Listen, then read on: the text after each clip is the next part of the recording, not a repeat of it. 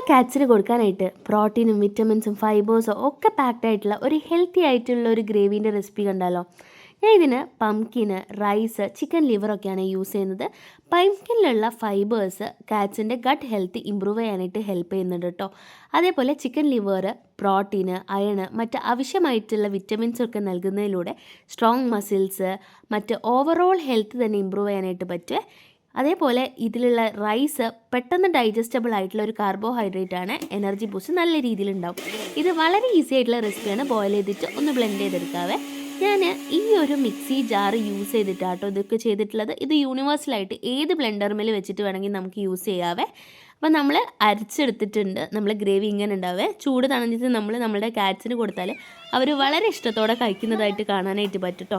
എൻ്റെ picky eating Katz അത് മൊത്തം കഴിച്ച് തീർത്തിട്ടുണ്ട്. അപ്പോൾ നിങ്ങളും നിങ്ങളെ കാറ്റ്സിന് ഇതൊന്ന് ഉണ്ടാക്കി നോക്കി കൊടുത്തിട്ട് ഒന്ന് അഭിപ്രായം പറയണേ. പിന്നെ ജാറിൻ്റെ ലിങ്ക് വേണമെങ്കിൽ കമൻറ്റ് ചെയ്താൽ മതിയേ.